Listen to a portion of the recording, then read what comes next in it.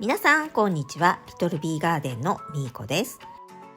前回の動画にこんなコメントをいただいていました。先月寄せ植えをしたのですが、半分ぐらい溶けてしまいました。今の暑い時期ダメでしょうか？お水もあげてしまいました。去年は大丈夫だったので植え替えしたのですが、というコメント内容でした。もちろんこの時期寄せ植えをしても大丈夫ですが、寄せ植えの仕方や寄せ植えに使った多肉の種類、そしてその後の寄せ植えの管理も重要なポイントです。ちなみにこの寄せ植えにはセダムを植えていましたが、夏にどうしても濡れやすくなってしまうため、セダムはすべて取り除いています。そして多肉棚の一番上に置いてあり、あまり水やりもできていなかったため、枯れている多肉はありませんが、ロゼットをキュッと縮めて、どの多肉もお水を欲しそうな顔をしていますね。花芽もそのままカットせずに伸びていました。この暑い時期に花芽がついていると多肉にも負担になってしまうため、この花芽はカットしておきました。寄せ植えしたての頃の動画を見つけたので、見比べてみるとギッチギチに多肉が植わっていますね。20日後にはセダムの花も咲き始めて、一層可愛さが増していました。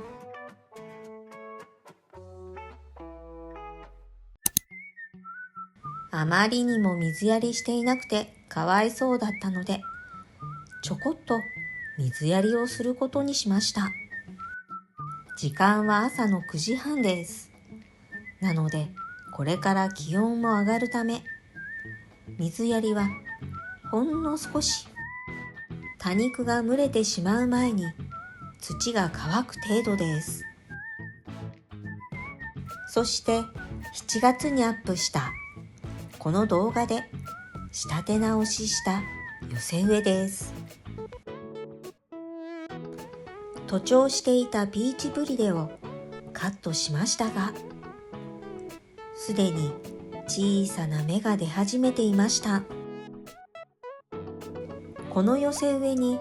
水やりをしたのは2回ほどですが、ちょっと足りていなかったのか、モンローに枯れ葉がついていました。少しでも多肉に風が当たるように、枯れ葉を見つけたらすぐに取り除くようにしています。そしてカットした多肉たちで作った寄せ植えです。今のところは元気ですね。比較的お水が好きな多肉ばかりなので、寄せ植え後 2,3 日は水やりをしませんでしたが、それからは土が乾くたんびに水やりをしています。このピーチプリデは春に寄せ植えしたピーチプリデですが、水やりをほぼしていないため、寄せ植えした時より少しロゼットが小さくなってしまいました。ちなみにこれが寄せ植えした頃のピーチプリデです。暑い夏にも強く、今は夏顔ですが、秋になるとまた可愛く変化してくるので、その変化の様子を見るのも楽しいんですよね。そして先ほど水やりした木のプランターは多肉棚に戻さずに、この時間は日陰に置きました。もう少し水を欲しそうなら夕方にもう一度水やりする予定です。日の当たる場所や新しい多肉棚の下に置いていたキウイが葉を落としたので、こちらに移動させてきました。昨日はベランダの多肉に水やりをして、庭の多肉にもついでに水やりをしました。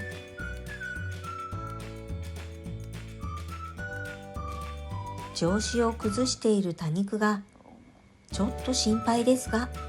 これ以上被害が出ないことを祈るばかりです。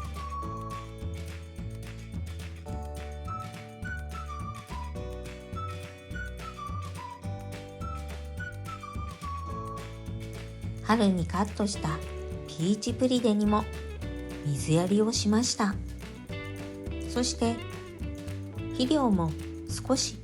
入れておきました。この肥料はセリアで購入した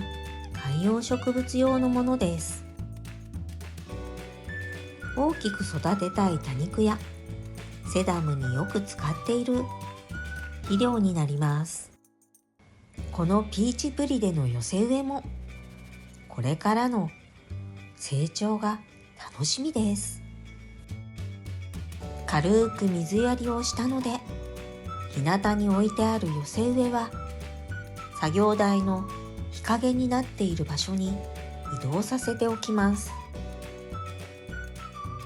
いつもなら10時過ぎか11時頃にタープを下ろしますが、今日は朝から撮影していたため、早めにタープを下ろしているので、朝の作業台の上も日陰になっています。そして葉が枯れてきてしまっていたブルーベリーは作業台の下に移動させています。作業台の下から追い出されてしまった秋麗が葉焼けしないか少し心配しています。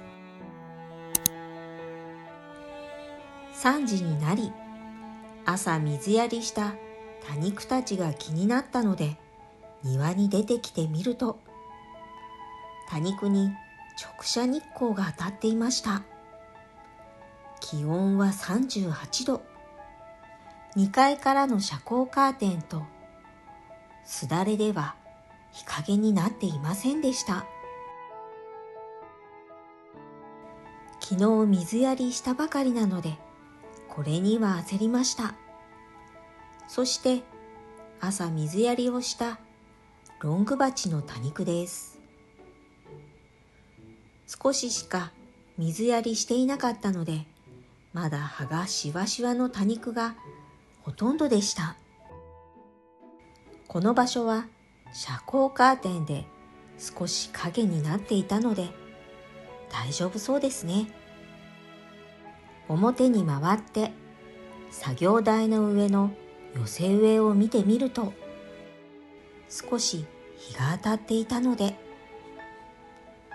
鉢をずらして日陰に移動させました。直射日光に当たっているブルービーンの茎が少し倒れているのが気になりますね。もう少しすだれが長かったらよかったんですけど、この後日よけに遮光ネットを張りました。遮光ネットを張りましたが、上の方は空いている箇所があります。この後1時間もしないうちに日が陰ってくるので心配はいりません。しかもこの遮光ネットは長く継ぎ足しているため、新しく作った多肉棚にも日よけとして遮光ネットをかけてみました。これなら盗難防止にも良さそうですね。遮光ネットの一番端をめくれば出入りもできるので、しばらくはこのまま様子を見たいと思います。もし邪魔なら開け閉めが簡単にできるように上にロープを通してカーテンのように開け閉めできるようにするのもいいかも。はい、ということで今日の動画は、私がいつも寄せ植えにしている水やり方法や管理方法などをご紹介していきました。いかがでしたでしょうか。それでも多肉には個体差もあるので、樹れる多肉も出てきます。少しでも樹れていなくなる多肉が出ないように管理していきたいと思っています。この動画が良かったなって思っていただけたら、高評価とチャンネル登録をよろしくお願いします。今日も最後までご視聴ありがとうございました。それでは次の動画でお会いしましょう。またね。